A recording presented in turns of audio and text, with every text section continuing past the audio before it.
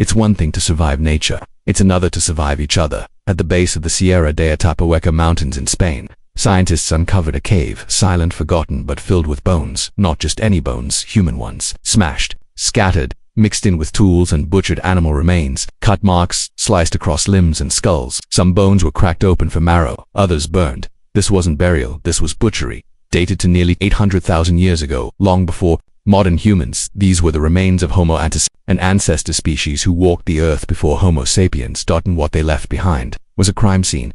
Forensic analysis showed something staggering. These humans were likely killed by their own kind, their flesh harvested like prey. Not once, not by accident. Repeatedly, over generations. This wasn't just survival, it was a system. Imagine that. A world where the most dangerous predator was another human. But why? Some believe it was pure desperation, starvation during harsh winters. Hunting failed, animals vanished, and so they turned on the weakest, the slowest, the young. But others suggest something darker: territorial violence, tribes clashing, one group ambushing another, killing them not just to defend land but to feed on the losers. In essence, prehistoric warfare with a menu. And here's the chilling part: those same patterns show up elsewhere in Croatia. Neanderthal bones were discovered with similar signs, cannibalized by their own kind. Sliced tendons, broken femurs, skull trauma. In France, 100,000-year-old bones tell the same story, different times, different species. Same savage truth. Humans didn't invent war, we were born into it, and sometimes the battlefield was a dinner table, but cannibalism didn't. To shape who we were, it may have shaped who we became, and that takes us to the next part of the story. Asterisk, imagine a world where empathy could get you killed, where kindness was weakness, and the only ones who survived were those willing to do the unthinkable. For hundreds of thousands of years, prehistoric Earth was a brutal arena. You didn't just fight off saber-toothed predators or outrun starvation.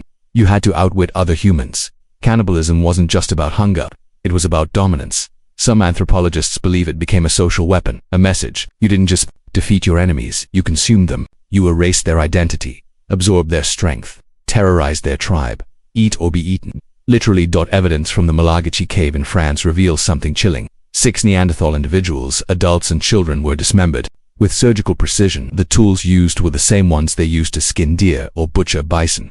This wasn't a frenzied act of desperation, it was routine. And the fact that children were among the remains, that says something terrifying. No one was spared. Mercy wasn't part of the vocabulary.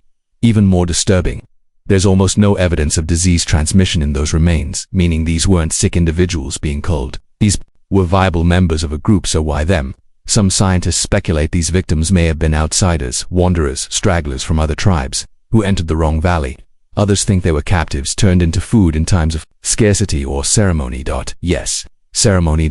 Because here's a theory that makes your skin crawl. Some cannibalism may not have been about survival at all. It may have been ritualistic, a form of spiritual warfare, a twisted belief that consuming someone gave you power or kept evil spirits away.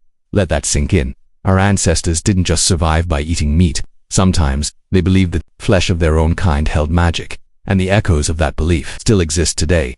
But this horrifying behavior had consequences far beyond the cave. It changed us in ways we're only beginning to understand. Asterisk, cannibalism leaves scars, not just on bones, but in our DNA. In one isolated highland tribe in Papua New Guinea, a mysterious deadly illness once swept through the population. It was called Kuru, the laughing death. Victims would lose control of their muscles, tremble uncontrollably, and laugh hysterically before dying. The cause: ritualistic cannibalism, specifically consuming the brains of deceased relatives during funerals, a practice intended to honor the dead. But what no one realized was that brains carry twisted proteins that destroy the nervous system. Kuru is rare, but it's not the only disease linked to cannibalism. And here's the crazy part: scientists discovered something in survivors that stunned them, a genetic mutation, one that protected their brains from these killer proteins, which raises a terrifying possibility.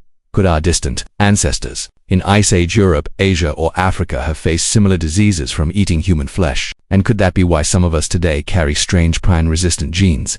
In fact, one study found that certain populations, especially in Europe, have higher frequencies of a gene variant that protects against prion diseases. That's not random. That's evolution reacting to a deadly threat. In other words, our ancient past of cannibalism may have left behind genetic shields, remnants of a time when the wrong bite could kill you. But here's the darker twist: not all populations that have this protection, which may suggest something even more chilling. At some point in history, something shifted. The same act that was once seen as sacred or necessary became the ultimate sin. But why? As human societies grew, order and structure became essential. Tribes merged into city-states. Rules had to be made, and nothing threatened social cohesion more than eating your own leaders. Elders and eventually organized religions began branding cannibalism as unclean, evil, even demonic. In many ancient civilizations from Mesopotamia to Egypt, laws emerged banning it outright. And soon, it wasn't just a crime, it was a symbol of savagery. The rise of agriculture also played a key role. With more reliable food sources, the need for desperate acts of survival faded. Grain replaced flesh. Ritual feasts became symbolic rather than literal. And then came the storytelling. Across continents, myths began to form. Greek legends told of cursed kings who fed their enemies their own children. In the Bible, cannibalism is depicted as divine punishment, the lowest form of human depravity. In Hindu texts, Rakshasas, cannibal demons, roamed the forests, devouring men. It was no longer just a crime. It became a cultural horror, a marker of everything humans wanted to leave behind. And yet, the fascination with cannibalism never truly went away. Even today, horror films, novels, and urban legends play on our ancient instincts, because deep down we know we are predators, even of our own kind, and pretending otherwise doesn't erase the past. The truth is, cannibalism didn't vanish, it went underground, resurfacing in moments of collapse, madness, or choice. So that leaves just one final question. If the world ended tomorrow and survival demanded it, how far would you go?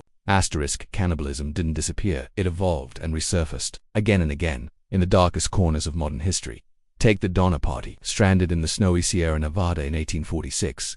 Families, driven to the edge of death, made an unthinkable decision: eat the dead or join them. Then there was the siege of Leningrad in World War II.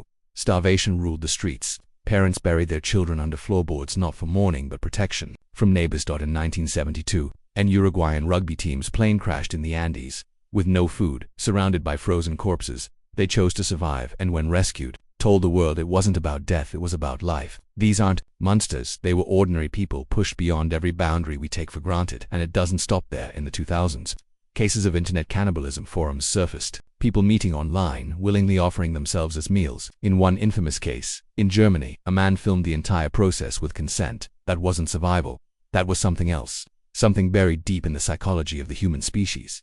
Anthropologists call it the forbidden hunger. The idea that under just the right or wrong conditions, anyone can become a cannibal. It's not just about food. It's about power, dominance, ritual, madness, desperation, and sometimes even twisted love. In a way, the act of eating another human has always been more than physical. It's a mirror, a brutal reflection of what we're capable of, not just in the past, but right now. And maybe that's why it's so terrifying, because history proves we're not above it, we're just lucky not to be tested. They ate brains to survive. But it wasn't just about hunger.